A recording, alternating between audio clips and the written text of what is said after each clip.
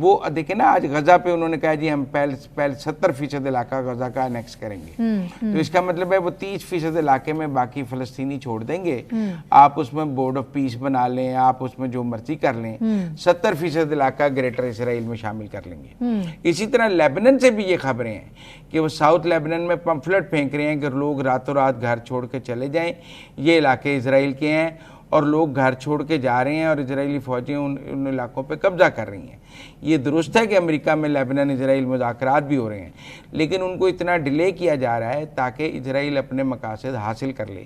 تو اب دنیا کی یہ رائے ہے کہ جب امریکہ اور ایران کے درمیان سیٹلمنٹ ہو گئی ہے، اس میں جو وہ یہ کہتے ہیں نا کہ ابھی ڈونلڈ ٹرمپ صاحب نے یہ نہیں بتایا کہ وہ کس دن سائن کریں گے، وہ دن وہ ہے جب اسرائیل اپنے مقاصد حاصل کر لے، 2 دن میں کر لے، 3 دن میں کر لے، 4 دن میں کر لے، 5 دن میں کر لے، 3 دن میں کر لے۔ تو دنیا یہ کہہ رہی ہے کہ اسرائیل کو ایک فری ہینڈ دیا جا رہا ہے لیبنن اور غزہ میں، تاکہ وہ اپنے گریٹر اسرائیل میں کچھ علاقے قبضے کر لے اور اس کے بعد سیز فائر کی طرف جایا جائے۔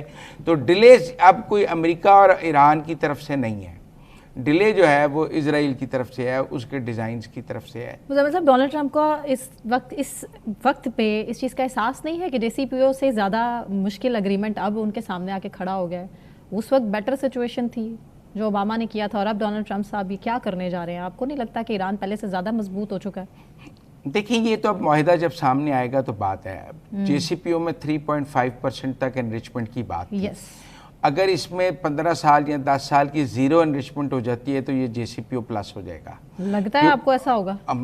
کافی امکانات ہیں، کیونکہ کچھ اس کے عوض ہی پھر ہمیں ایران کو سینکشنز لفٹ ہوں گی۔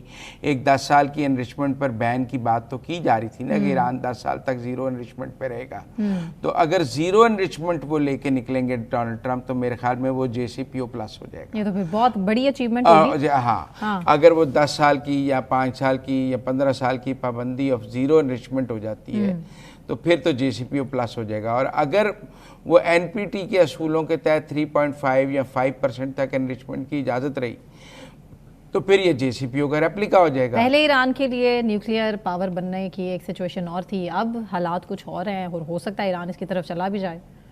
نہیں، ایران نے تو ابھی پھر کہا ہے کہ ہم ایٹم بم نہیں بنانا چاہتے۔ مسعود پزشکیان صاحب نے بیان دیا جس کو ڈونلڈ ٹرمپ صاحب نے ری ٹویٹ کیا ہے کہ ایران جو ہے وہ نیوکلیئر پاور نہیں بننا چاہتا۔ سپریم لیڈر سیم پیج پہ ہیں اس حوالے سے؟ سپریم لیڈر سیم پیج پہ ہیں اس حوالے سے؟ تو اگر ایرانین پریزیڈنٹ نے بیان دیا ہے تو ایک پیج پہ ہوں گے تو دیا ہے نا، جس کو ڈونلڈ ٹرمپ نے ری ٹویٹ کیا ہے۔ کیونکہ سینٹیمنٹ بھی تو دیکھنا ہے نا عوام کا، ایرانی عوام اس ٹائم کس سائڈ پہ کھڑی ہے۔ میرے خیال میں نیوکلیئر پہ تو ایران کو کمپرومائز کرنا پڑے گا۔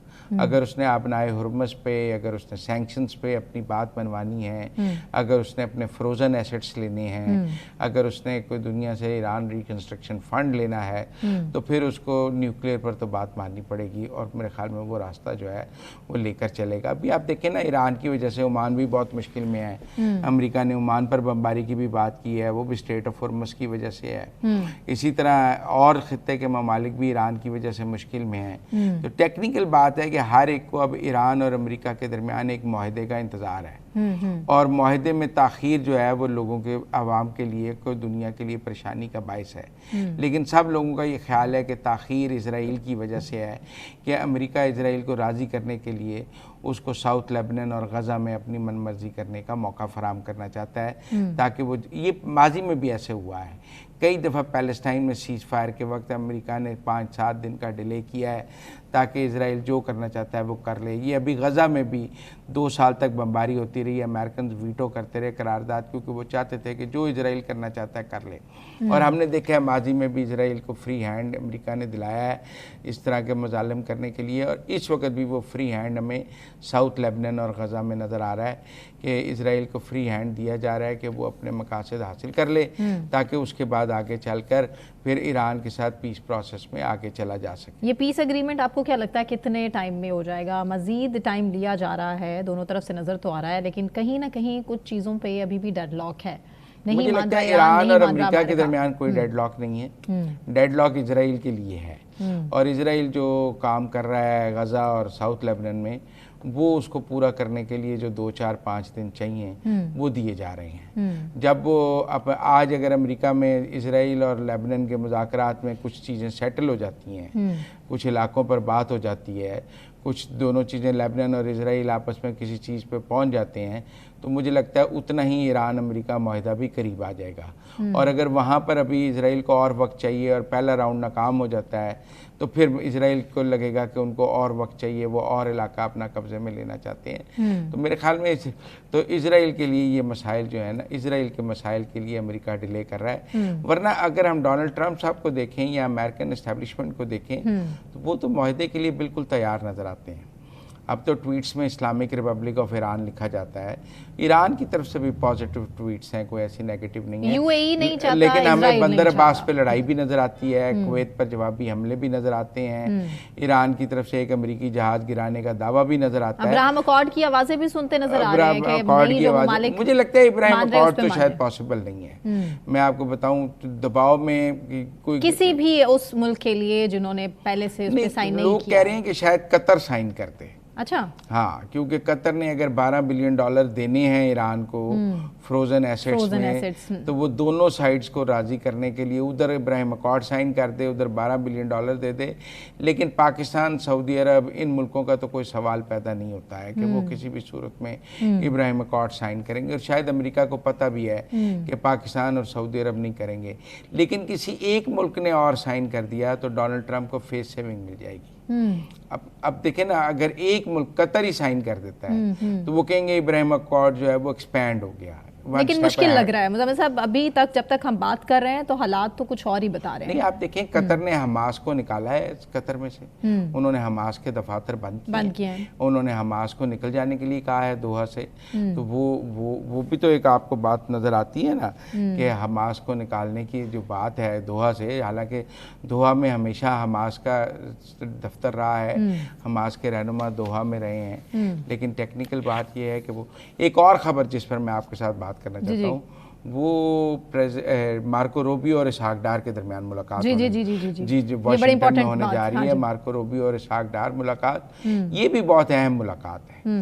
میں آپ کو ٹیکنیکل بات بتاؤں, دیکھیں یہ افغانستان کے تناظر میں ملاقات ہوگی. یہ ملاقات ایران امریکہ تناظر میں What about India? یہ نہیں, وہ انڈیا سے تو ابھی ہو کر آئے ہیں, یہ بات ٹھیک ہے, لیکن وہ دورہ ان کا کوئی خاص کامیاب نہیں رہا. لیکن مجھے یہ لگتا ہے کہ جو مارکو روبیو اور ڈار صاحب کی ملاقات ہے وہ افغانستان کے تناظر میں بہت اہم ہوگی, کیونکہ ابھی افغانستان نے رشیا کے ساتھ ایک اسٹریٹجک پیکٹ سائن کیا ہے جو یقیناً امریکہ کو پسند نہیں ہوگا. اور امریکہ $40 ملین جو ہے وہ ہر 15 دن بعد افغان طالبان کو دیتا ہے, جس پر پاکستان کو اعتراض ہے. مجھے ایسا لگتا ہے جو مارکو روبیو اور اسحاق ڈار ملاقات ہے یہ افغانستان کے تناظر میں بہت اہم ہوگی, اور پاکستان امریکہ کو کہے گا کہ آپ جو افغانیوں کی مدد کر رہے ہیں وہ بند کریں تاکہ وہ ان کے اس پیسے سے وہ دہشت گردی کو فروغ دے رہے ہیں, وہاں پہ دہشت گردی کے گروپس ہیں. مجھے ایسا لگتا ہے کہ مارکو روبیو اور اسحاق ڈار جو ملاقات ہے وہ افغانستان کے تناظر میں بہت اہم ہوگی. باقی اور معاملات بھی پاکستان امریکہ موجود ہیں, لیکن میں اس کو ایران امریکہ کی بجائے پاکستان افغانستان کے تناظر میں بہت اہم دیکھ رہا ہوں, اور اس کا ایجنڈا مجھے افغانستان زیادہ نظر آ رہا ہے. مزمل صاحب دوبارہ اسی سوال پر آؤں گی کہ بھارت کو کیوں ہم پوائنٹ آؤٹ نہیں کر رہے. یہ تو بڑا اچھا موقع ہے پاکستان کے لیے, پاکستان پوری دنیا کی نظریں پاکستان پر بھی ٹکی ہے, جس طرح سے ایران اور امریکہ ثالثی کے لیے پاکستان کی کاوشیں ہیں. تو کیوں نہیں ہم بھارت کا جو اصل چہرہ ہے اس ٹائم امریکہ کے ذریعے سے ہم کیوں نہیں کنٹرول کر سکتے؟ ہمارا پانی جس طرح سے روکا ہوا ہے میڈیا کے ذریعے. اب آپ یہ کہیں کہ امریکہ کو دہشت گردی ہو رہی ہے پاکستان میں, پر اس کے نتیجے میں امریکہ کوئی سینکشنز نہیں لگانے لگا انڈیا پہ. ہمیں یہ بات سمجھ ہونی چاہیے. امریکہ پاکستان کا بہت ساتھ دیتا ہے, پاکستان کی قیادت کی تعریف کی جاتی ہے, جہاز گرانے کی بات کی جاتی ہے, انڈیا کو بہت امبیرس کیا ہے امریکہ نے, وہ سب اپنی جگہ ہے. لیکن اگر آپ یہ کہیں کہ کوئی امریکہ پہ انڈیا سینکشنز لگا دے گا, وہ نہیں ہے. لیکن انڈیا کو بہت تکلیف ہوئی ہے جو پاکستان اور چائنا کا جوائنٹ کمیونیکے آیا ہے شہباز شریف کے دورے کے بعد, جس میں کشمیر کا اوپر بہت ایکسپلیسٹ اور UN ریزولوشنز کی بات تھی کہ اقوام متحدہ کی قراردادوں کے مطابق کشمیر کا مسئلہ حل ہونا چاہیے. اس کو انڈیا اس پر بہت بیک فٹ میں گیا ہے, اور بہت عرصے بعد ایک انٹرنیشنل فورم سے کشمیر کے لیے اتنی مضبوط آواز آئی ہے جو چائنا اور پاکستان کا مشترکہ اعلامیہ ہے. اس نے انڈیا کی سفارتکاری کو مزید نقصان پہنچایا ہے, اور میں انڈین میڈیا کو دیکھ رہا تھا کہ انڈین میڈیا میں وہ کہہ رہے تھے کہ یہ انڈیا کی بہت بڑی ناکامی ہے. چیخیں نکل رہی ہیں ان کی.